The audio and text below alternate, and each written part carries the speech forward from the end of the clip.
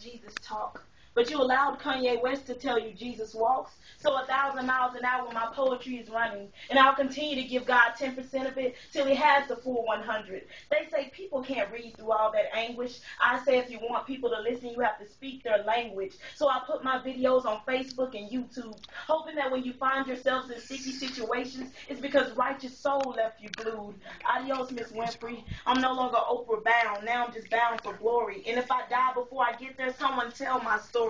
Tell them that I tried early, but I learned late. That we are the captains of our souls and the masters of our own fate. When you write me down in history, tell them that in elementary, I got off to a rough start. And there were many reasons I found it hard to trust God. But real life is not a game. There are no timeouts. I know what happens to a dream deferred. I don't want the rest of the world to find out. They say go hard or go home if I'm expected to last. But I'm not going home tonight until I made my impact. You see, my poetry gives some people that extra lift, like poetical implants. I'm not 100% sure what this life is all about. So 99% of my purpose on earth is to find out. So I surround myself with positive people. And anyone who can't add to my life shouldn't subtract from it either. They say the world revolves around singing and dancing, Karen. How can your poetry compete with that?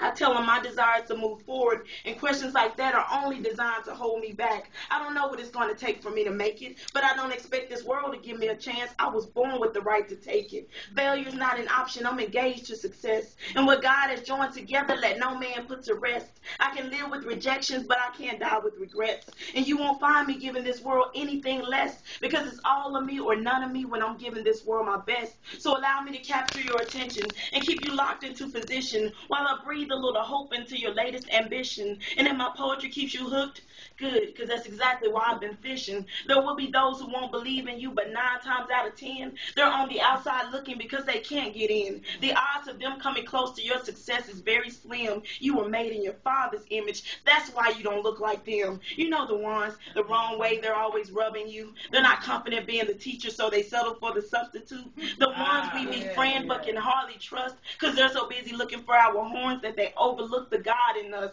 Yeah, those are the kind of people that you will always have to spit out. A bad taste in your mouth that Listerine can't even get out. But when they choose to degrade you, remember who made you, and that they're just an imitation of Clorox trying to fade you. What people say about you could easily get to you if you let it, but this is all like a celebration to me, and I plan to keep throwing up confetti. I'm misunderstood, but half of the reason is my fault, because when the world tried to get to know me, I didn't care what they thought, so I copped an attitude like the world owed me something. But I was climbing a latitude where every day I felt like jumping. But why jump when I could just take a leap of faith? That's like telling me to unlock my soul when the key is in the safe. Cheers to you if you make it to heaven's gate. But while on earth, get full from all God puts on your plate. Soul food is sometimes cold food, but when you're starving, why wait? Thank you. Yeah.